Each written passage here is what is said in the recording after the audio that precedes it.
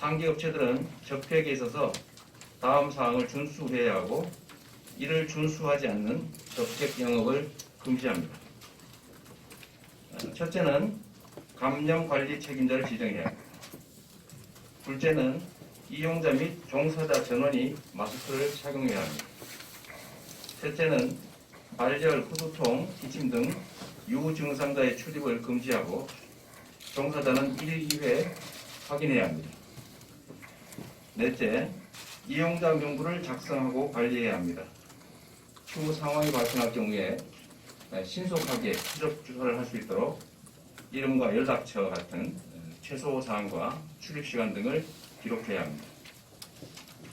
출입자 전원을 손 소독을 하게 해야 합니다. 여섯 번째, 이용자 간의 최대 간격 유지에 노력해야 합니다. 주기적 환기와 영업 전후로 각 1회 소독 및 청소를 해야 합니다. 이 행정명령은 즉시 시행하고 기한은 일단 4월 6일까지입니다. 3월 23일까지 계도 기간을 부여하고 그 이후부터 즉시 강력한 단속에 나설 것입니다. 행정명령 위반 시에 감염병 예방법에 따라서 고발, 위반 업체의 전면 직객 영업 금지, 위반에 따른 확진자가 발생 시에는 조사, 검사, 치료 등 관련 방역비 전액을 부상 청구할 계획입니다. 코로나19 사태가 장기화될수록 우리의 삶은 더 제한될 수밖에 없습니다. 미국, 이탈리아, 프랑스 같은 외국에서도 이미 상점과 음식점 영업을 금지시키고 사람들의 이동까지 제한하는 극한 조치를 취했습니다. 경기도에서도 PC방, 노래방, 클럽 등에 대해서 제한 명령을 하는 것을 시작으로 감염병이 확산되는 경우에 더 많은 제한 조치들이 취해질 수 있습니다. 도민의 삶을 제한하는 조치를 해야 하는 상황에 이른 점에 대해서 경기도 방역 책임자로서 큰 책임을 느끼며 깊이 사과드립니다. 그러나 도민의 생명과 안전을 지키는 것이 제1 의무인 도지사로서 비난을 감수하고서라도 그 의무를 이행할 수밖에 없다는 점을 양해해 주시길 부탁드립니다. 둘째, 경제 방역에도 집중하겠습니다. 코로나19가 장기화되면서 경제가 미증유의 위기를 맞고 있습니다. 보건 방역에 대해서 이제는 무너져가는 경제를 함께 살필 때입니다. 위기 지원, 금융 지원, 대출 연장, 공적 일자리 제공, 중소기업과 자영업 지원 등 가용 가능한 모든 정책을 신속하게 시행하겠습니다.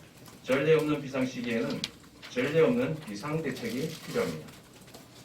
지금까지 해왔던 정책의 확장으로는 효과적 대처가 불가능합니다.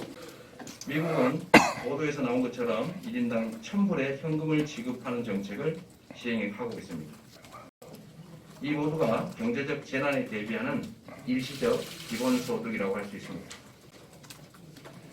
경제가 멈춰가는 지금 미국, 홍콩 등의 현금 지급 정책, 즉 재난기본소득은 가난한 자들을 골라서 혜택을 주는 복지 정책이 아니라 불가피한 생계활동으로 생기는 감염 위험을 줄이는 방역 정책이기도 하고 죽어가는 경제를 살리고 순환시키는 응급수요 같은 경제 정책입니다. 사용기한이 정해진 지역화폐나 바우처로 지급해서 자영업자와 중소상공인의 숨통을 틔워주고 지역경제를 살려야 합니다. 1인당 100만 원의 재난기본소득 지급을 거듭 제한합니다. 투자금이 남아도는 저성장 시대, 일자리와 소비 그리고 가처분 소득이 상대적으로 줄어드는 4차 산업혁명 시대에 지속적 경제 성장을 위해서 피할 수 없는 경제 정책인 기본소득에 대해서 오해와 편견을 불식하고 국민적 이해를 얻기 위해서 시기, 방법, 장소, 상대를 가리지 않고 기본소득 끝장 토론을 공개 제안합니다.